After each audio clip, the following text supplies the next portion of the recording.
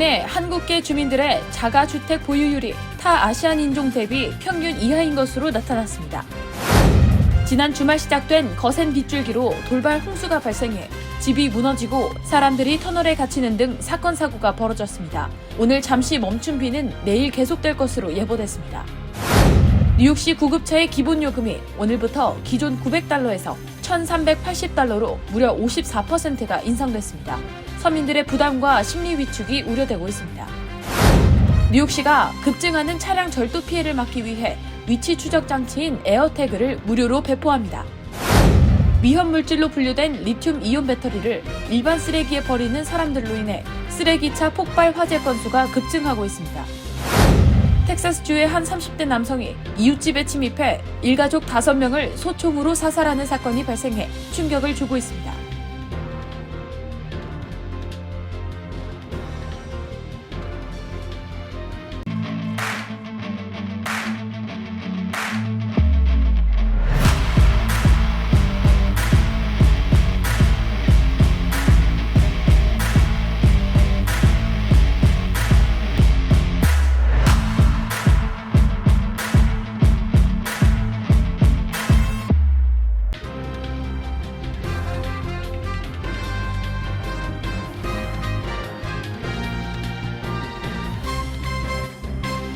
여러분 안녕하십니까?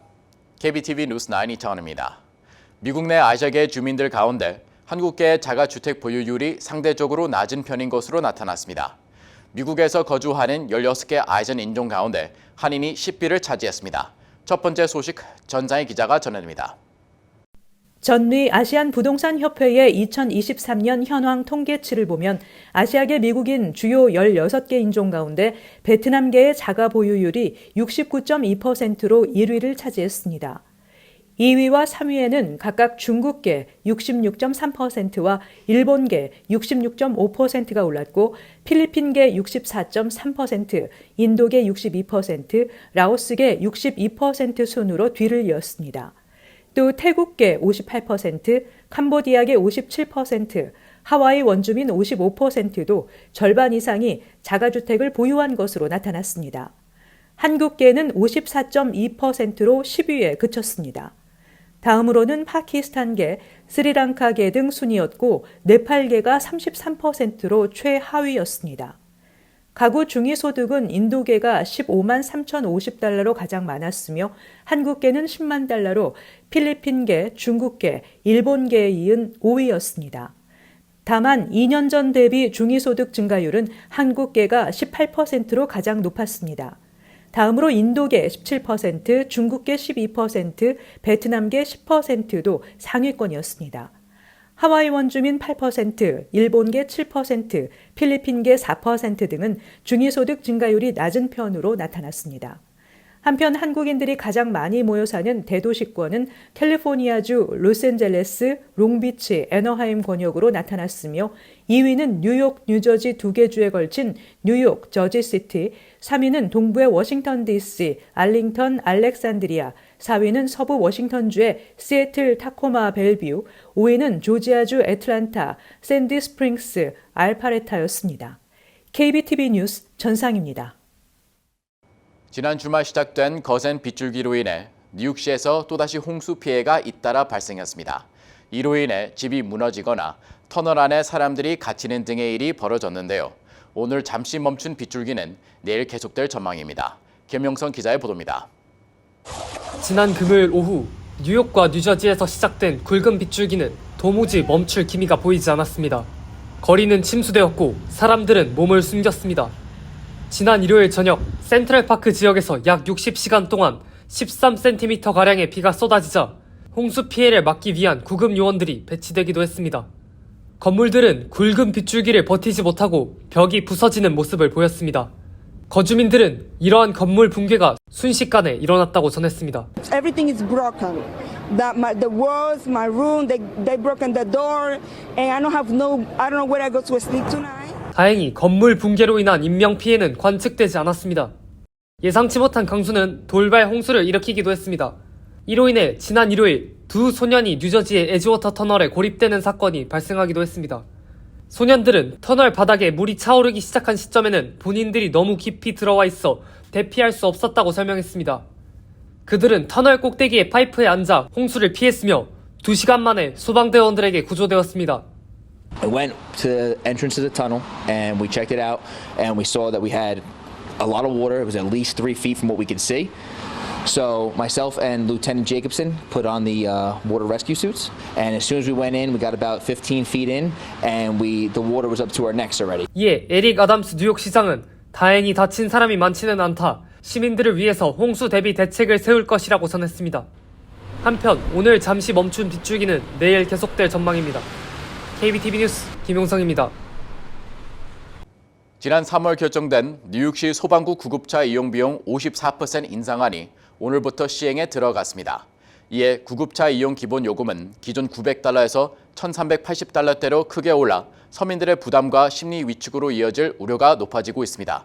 보도에 김은지 기자입니다. 오늘부터 시행되는 뉴욕시 소방구 구급차 이용비 인상안은 지난 3월 승인됐습니다. 이에 따라 뉴욕시 구급차 이용 비용은 54%가 인상되며 기존의 절반 이상의 비용이 올랐습니다. 병원까지 이용하는 마일당 요금은 33%가 인상돼 아파도 걸어가라는 말이 나올 정도입니다. 소방구 구급차 이용요금은 기존에도 $900에 달해 부담스럽다는 비판이 있었지만 오늘부터는 기본 이용료가 $1,385로 54%가 올랐습니다.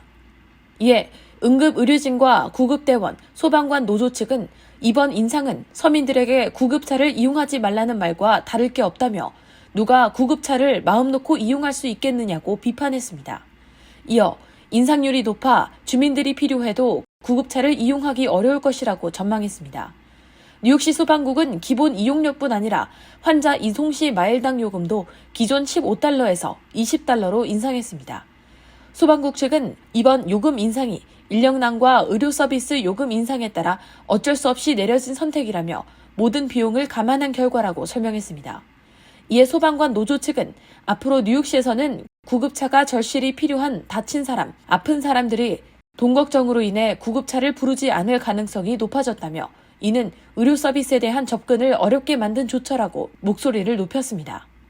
또 생사의 갈림길에 놓인 상황에서 환자들이 구급차를 부르는 대신 택시를 타거나 알아서 병원에 가려고 고민하며 시간을 지체할 것이며 이동 중 구급 요원들의 아무런 도움을 받을 수 없기 때문에 응급처치는 물론 생명의 중요한 골든타임을 놓칠 가능성이 높다고 우려했습니다.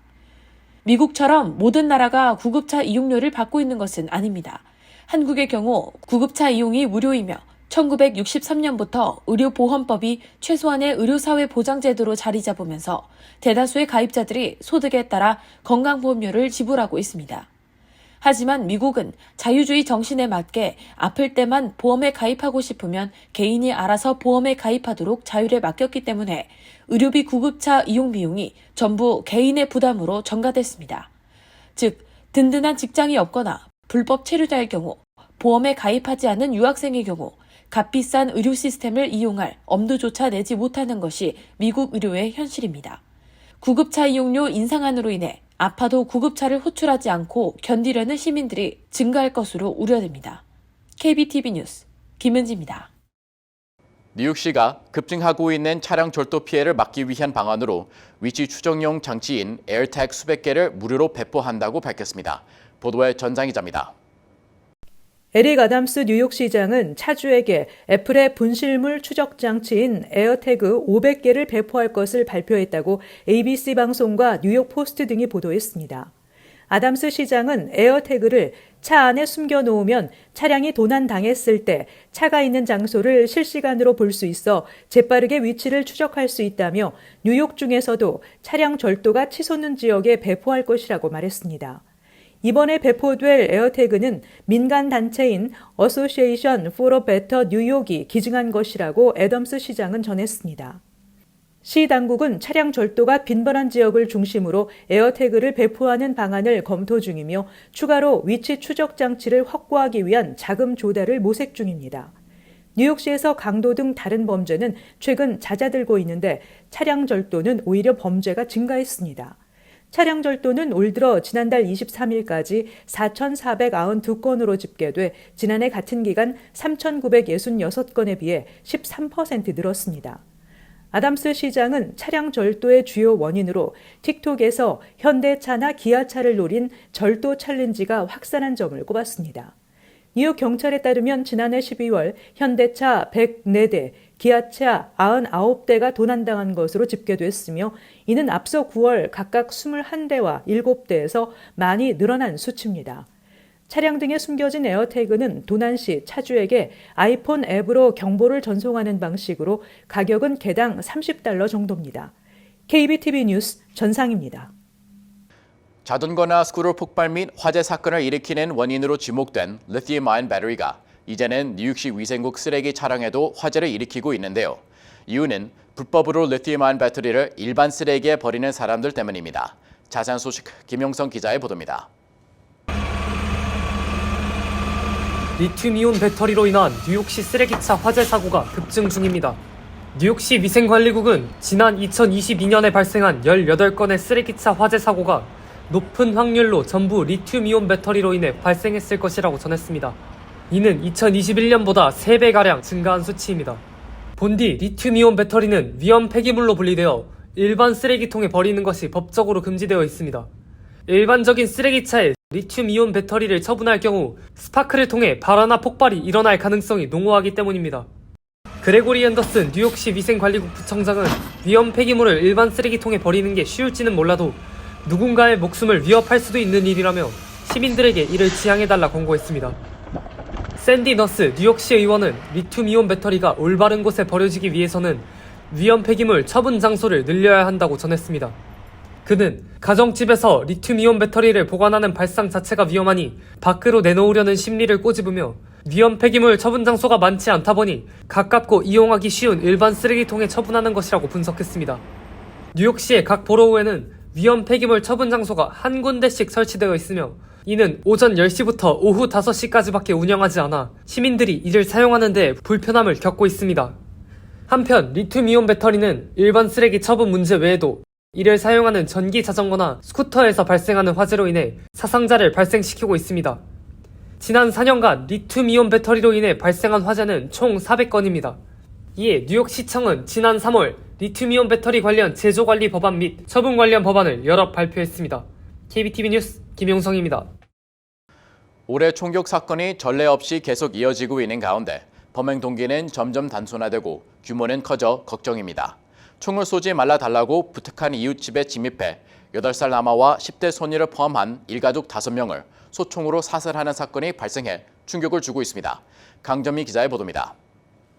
현지 경찰에 따르면 휴스턴시 주택가에서 38세 남성 프란시스코 오로페사는 옆집 가족이 잠을 잘 수가 없다며 밤에 집들에서 총을 쏘지 말아달라고 부탁한 직후에 그 집으로 가 범행을 한 것으로 밝혀졌습니다.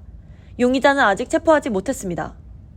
카운티 경찰의 그레그 케이퍼스 보안관은 오로페사가 AR형 소총을 사용했으며 살해된 일가족은 온두라스에서 온 이민가족이라고 말했습니다. 사건이 발생한 옆집에는 당시에 약 10명이 있었고 일부는 주초에 이사 온 사람들이었지만 다른 사람들은 총상을 입지 않았다고 경찰은 전했습니다.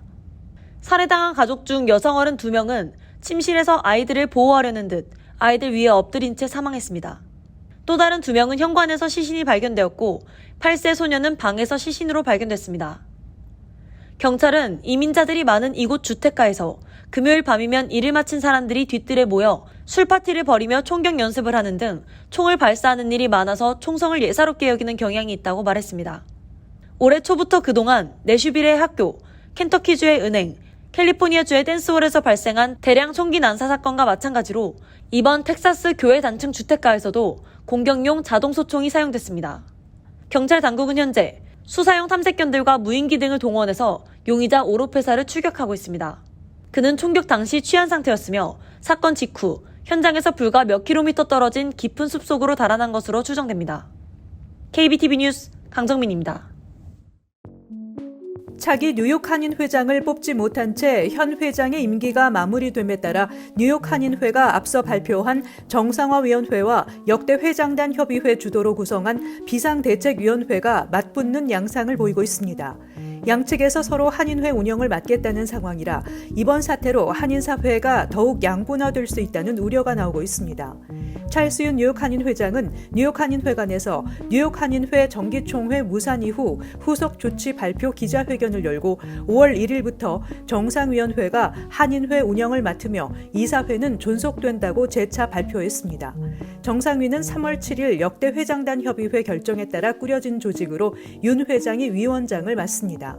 윤 회장은 정족수를 충족한 역대 회장단 협의회 의결사항은 정상위를 꾸리기로 했던 3월 7일 뿐이라며 현재 일부 역대 회장단 협의회에서 5월 1일부터 운영을 맡겠다고 밝힌 비대위는 합법적이지 않다고 설명했습니다.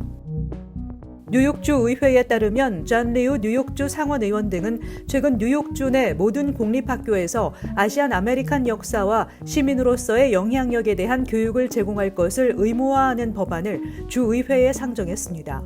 이는 미국에서 아시안이 어떻게 기여하고 업적을 세웠는지를 교육해 평균적인 아시안 인식 수준을 높이고자 하는 것이 목표입니다. 아시안 역사 교육에 필요한 커리큘럼과 교재 개발, 기술적 지원 등을 제공하는 내용도 포함됩니다. 공립학교에서 아시안에 대한 인식을 바로 잡아줄 수 있는 교육이 동반되면 혐오 범죄 혹은 아시안에 대한 편견도 줄어들게 될 것이라는 전망입니다. 뉴저지주에서는 2021년 초중고 공립학교 정규 교과 과정에 아시안 아메리칸 역사 교육을 의무화하는 법안을 통과시켰습니다. 40년이 넘는 세월 동안 뉴욕 브로드웨이에서 영업을 해온 한인 델리가 문을 닫자 브로드웨이 배우들이 노래로 작별 인사를 하는 뭉클한 이벤트가 열렸습니다. 82년 뉴욕으로 이민 온 김 씨는 아내와 함께 일주일에 쉬는 날 없이 하루 14시간을 꼬박 문을 열었고 델리에는 브로드웨이 배우들뿐만 아니라 맨하탄 주민들의 단골 가게가 됐지만 비싼 월세와 고령, 코로나19 팬데믹의 여파 등으로 결국 문을 닫게 됐습니다. 영업 종료 소식이 전해지자 스타라이트 델리를 아꼈던 브로드웨이 배우들과 극단 관계자들은 영업 종료일 가게 앞에 모여 해피 트레일스라는 노래를 부르며 김씨 부부와 작별 인사를 나눴습니다. 김씨 부부가 가게 앞에 서서 찍은 사진에 고객이었던 배우들의 메시지를 담은 포스터와 모금한 17,839달러의 성금도 건넸습니다. 8개 주의 퍼스트 리퍼블릭 84개 지점이 오늘부터 JP모건 체이스 은행 지점으로 다시 문을 열었습니다. 금융보호혁신부는 미국에서 2달 사이 파산한 세 번째 은행인 퍼스트 리퍼블릭을 압류하고 연방예금보험공사를 퍼스트 리퍼블릭의 파산 관제인으로 지정했습니다. 아울러 금융보호혁신부는 전날 입찰에서 신청서를 낸 JP모건 체이스에 이 은행을 매각하기로 합의했다고 밝혔습니다. 4월 13일 기준 퍼스트 리퍼블릭의 총 자산은 2,291억 달러이고 예금은 1,039억 달러였습니다. 정부의 이번 조치는 대출 기관들이 급격히 이 은행의 돈을 빼가고 주가도 폭락해 실리콘밸리 은행과 시그니처 은행 파산 2달도 채 안 돼 세 번째 은행이 파산할 수 있다는 위기감 속에서 나왔습니다. 잠시 후 커뮤니티 브리핑을 전해드립니다.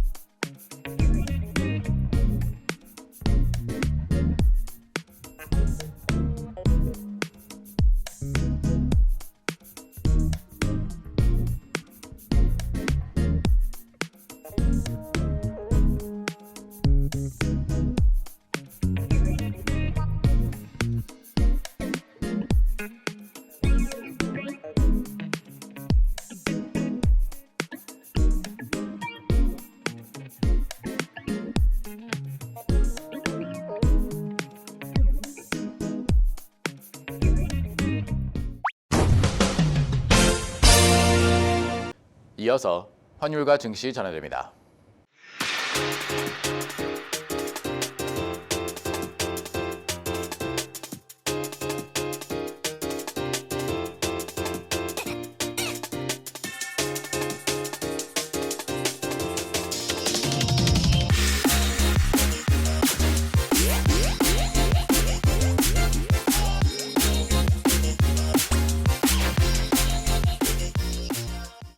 잠시 후 뉴욕과 뉴저지 날씨 전해드립니다.